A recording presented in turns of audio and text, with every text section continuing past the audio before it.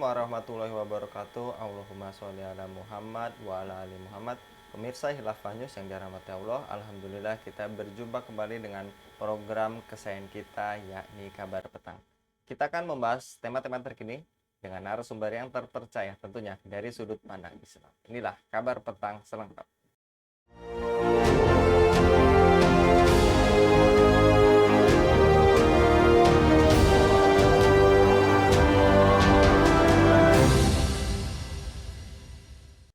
Pusat Pelaporan dan Analisis Transaksi Keuangan atau PPATK mengungkap temuan perputaran uang di bisnis judi online. Ada 327 triliun rupiah yang beredar terkait judi online sepanjang 2023. Total akumulasi perputaran dana selama tahun 2023 yang terkait judi online, PPATK menemukan nilai rupiah yang tadi disebutkan 327 miliar rupiah dalam 168 juta transaksi, kata Kepala PPATK Ivan Yustia Vandana kepada wartawan Rabu 10 Januari 2024. Temuan PPATK ini juga mengungkap adanya 3,2 juta warga Indonesia yang bermain judi online, dan deposit di situs judi online yang terkumpul dari transaksi jutaan warga itu mencapai puluhan triliun rupiah. Indonesia tengah berada dalam kondisi darurat judi online. Apakah judi online berupaya masuk ke pikiran masyarakat dengan segala cara? Apakah ada backing besar di balik maraknya judi online? Untuk membahasnya, kita terhubung dengan Direktur TEPI, Bung Yuwana. Kita sapa terlebih dahulu. Assalamualaikum warahmatullahi wabarakatuh, Bung Yuwana. Waalaikumsalam warahmatullahi wabarakatuh. Kabar Bung baik, Anggi, Bung Yuwana? alhamdulillah, kabar baik, harus sehat. Alhamdulillah, Masya Allah. Dan ini yang kita akan bahas, kabar tidak baik terkait judi online yang menjakiti jutaan warga Indonesia, dan ini sangat mencengangkan. Kata perputaran uangnya mencapai 327 triliun, dan ini artinya bisa mendanai IKN ya, Bung Yuan. Dan tadi bagaimana sehebat itu sebagian masyarakat bisa ikut judi padahal jelas-jelas diharamkan dan membahayakan kantong mereka, Bung Yona? Jadi memang kalau kita dengar kata haram itu, Bung Anggi, jadi kata haram itu kan terminologi hukum Islam ya, selain wajib, sunnah, mubah, dan makruh. Memang kita ingat kaidah syara al-aslu fil af'ali at-taqayyud bil ahkami syar'i. Jadi pada dasarnya setiap perbuatan manusia, setiap perbuatan hamba itu terikat dengan hukum syara, wajib, sunnah, mubah, makruh, atau haram. Nah, judi online itu kan hukumnya haram. Kok bisa-bisanya sebagian masyarakat ikut judi, kan gitu pertanyaannya. Maka jawabnya jelas, karena masyarakat kita ini bukan masyarakat Islam gitu. Kalau masyarakat Islam tentu dia akan peduli dengan halal haram tadi. Tapi karena masyarakatnya bukan masyarakat Islam, jelas masyarakat ini tidak peduli dengan hukum-hukum Islam itu. Bahkan kalau masyarakat Islam selain peduli terhadap perkara yang halal haram ini, kalau ada yang melanggar akan dikenai sanksi yang membuatnya jera dan tidak terulang lagi. Jadi sebagai analogi, Bung Anggi, kita ini kan sekarang hidup tidak di habitat kita kan, sebagaimana ikan yang hidup di daratan, meskipun mayoritas penduduknya beragama Islam. Memang ya aktivitas judi ini kan memang benar sangat membahayakan kantong pelakunya. Bahkan bukan hanya pelakunya, orang-orang sekitarnya juga, Bung Anggi. Ya, judi sebagaimana definisinya, yang permainan yang mensyaratkan ada taruhan, sehingga yang menang itu bisa mengambil harta dari yang kalah, jelas merupakan bentuk muamalah yang rusak ya, muamalah yang batil dalam bentuk permainan bagaimanapun itu, bahkan termasuk yang online ya. Nah, fenomena ini bisa terjadi karena memang tadi selain masyarakat kita yang bukan masyarakat Islam, bisa jadi karena ekonomi yang terjadi di tengah-tengah masyarakat, khususnya terkait dengan keuangan, atau mungkin juga karena ketergantungan juga. Jadi kondisi masyarakat yang sulit dalam aspek perekonomian mereka, mereka butuh uang, butuh untuk mensekolahkan anaknya dan lain sebagainya.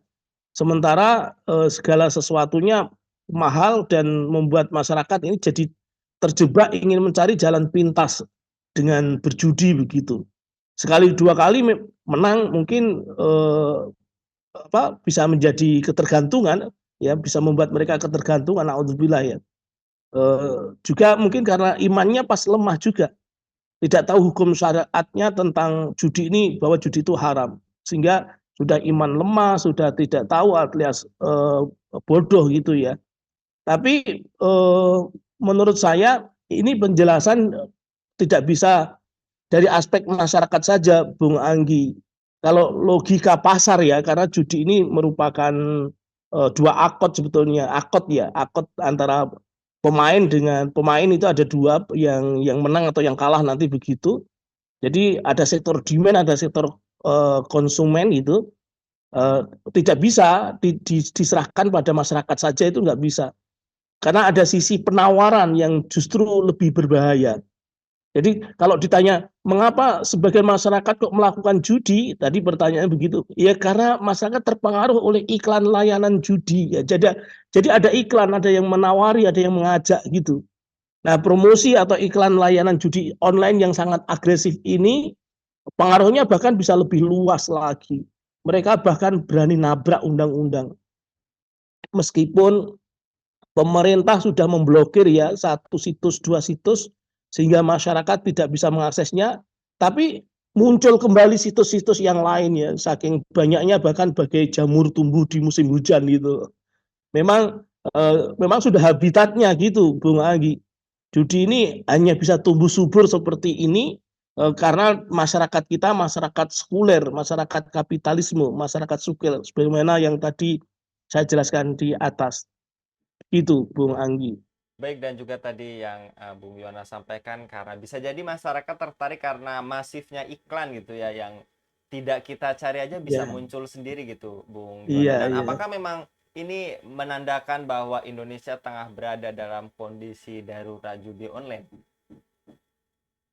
Iya, ya kalau kita baca PPATK ya, temuan dari Pusat Pelaporan Analisis Transaksi Keuangan itu, bahwa perputaran uang di bisnis judi online yang tadi Bung Anggi sampaikan 327 triliun ya, ya 327 triliun rupiah itu beredar sepanjang tahun 2023 kemarin, dengan pemain yang lebih dari 3 juta warga tadi, depositnya bahkan terkumpul mencapai puluhan triliun rupiah. Itu ini jelas sekali, Bung, bukan lagi darurat gitu, tapi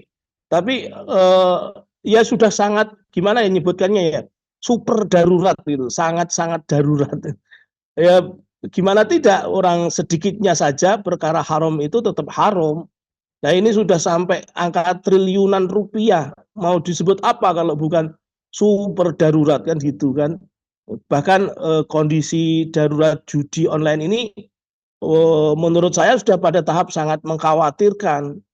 Kita insya Allah ya aman ya, tapi di HP kita tiba-tiba muncul online, muncul informasi ajakan iklan untuk melakukan itu, kan naudzubillah min dzalik. Padahal kita tidak ada niat, nggak ada sama, dia ajak-ajak begitu.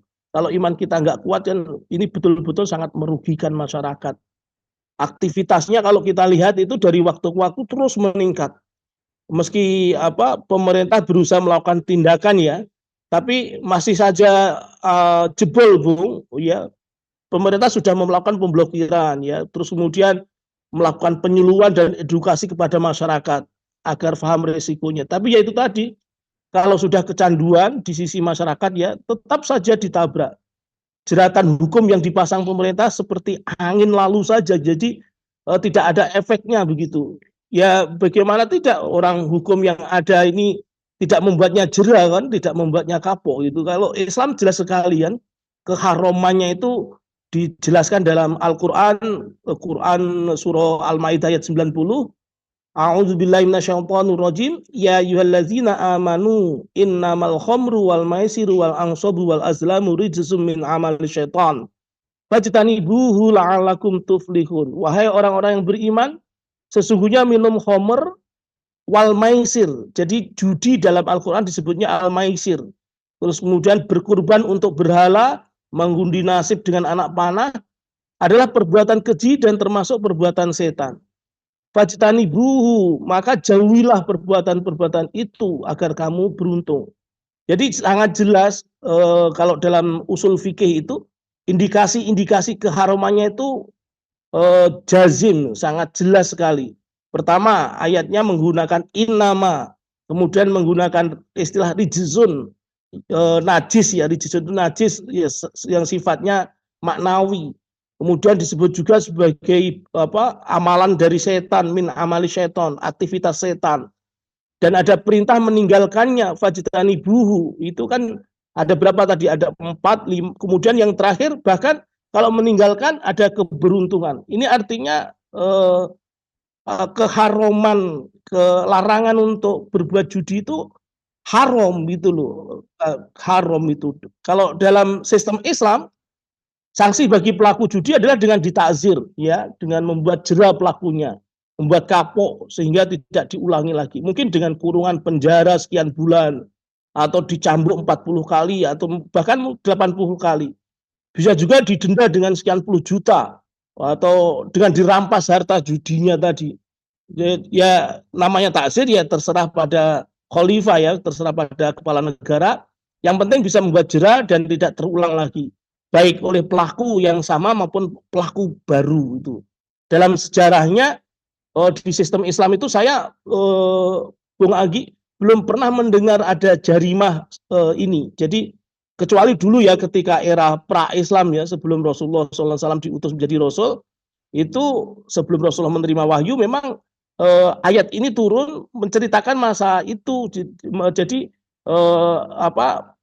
terkait dengan kebiasaan judi pas zaman jahiliyah itu, di mana judi ini menjadi kebiasaan orang-orang kafir Quraisy di era sebelum Islam turun, terus memang ayatnya turun bertahap gitu.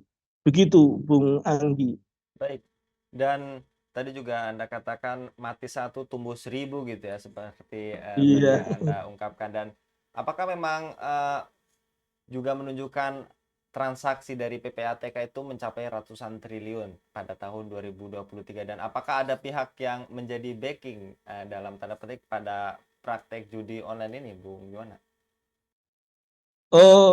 Jadi begini, Bung Anggi, sebelum kita bicara backing ya, peran pemerintah itu perlu kita sorot betul ya, karena peran pemerintah ini kan serius dan tidaknya itu sebetulnya pada masalah kesungguhan ini sangat penting sekali.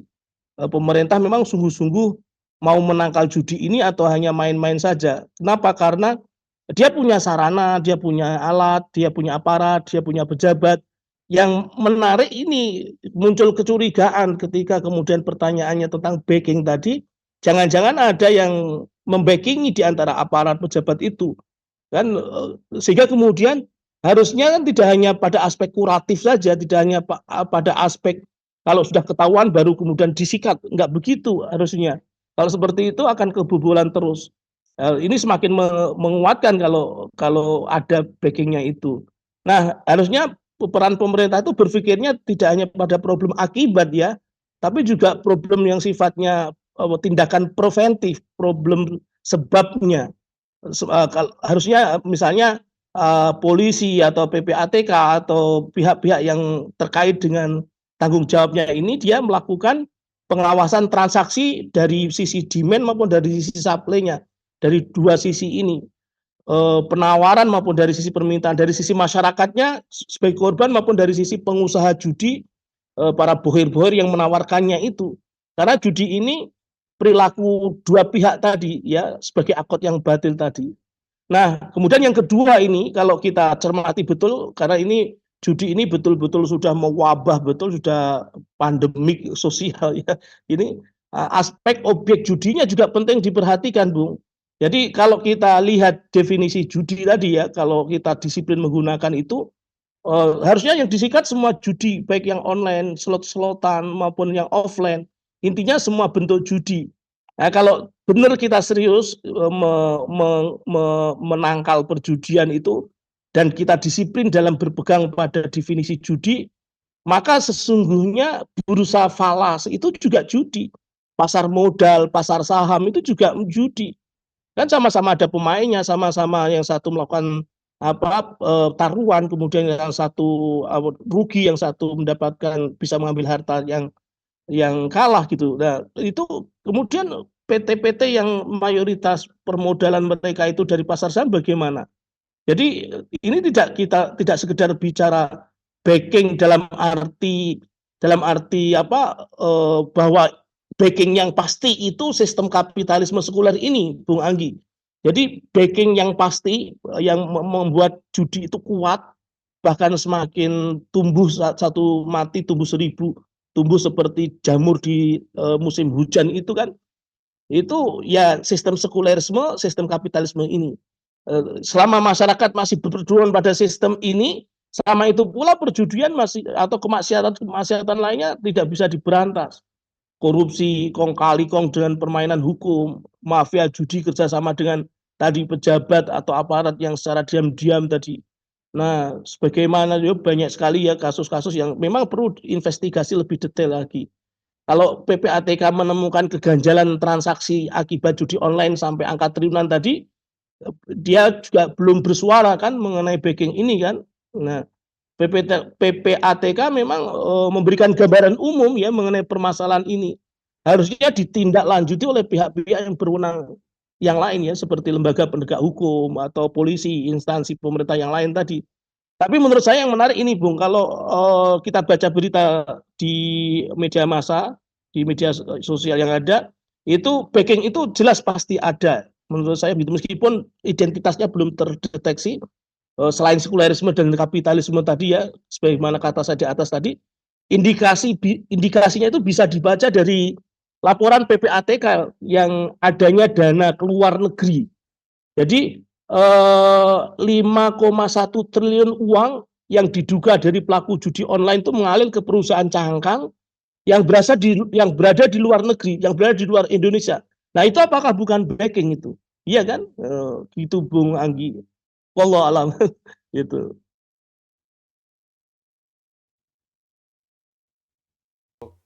Pada kabar petang kali ini mudah-mudahan tadi solusinya juga sudah dijelaskan oleh Bung Yuwana. Jangan sampai tadi yang juga disampaikan oleh Bung Yuwana seperti jamur di musim hujan. Bahkan sekarang bukan hanya jamur yang tumbuh, sampai kebanjiran gitu ya Bung Yuwana ini, kebanjiran judi online dan judi yang offline gitu. Jazakallah sekali lagi Bung Yuwana, mudah-mudahan Bung Yuwana senantiasa dilindungi oleh Allah Subhanahu wa taala dalam setiap Amin, aktivitasnya. amin. Demikian pemirsa Ilhava News yang dirahmati Allah. Jangan lupa untuk subscribe, share, dan like sebanyak-banyaknya. Semoga menjadi amal kebaikan bagi kita semua di dunia dan di akhirat nanti. Saya Anggi Suara di undur diri. Assalamualaikum warahmatullahi wabarakatuh.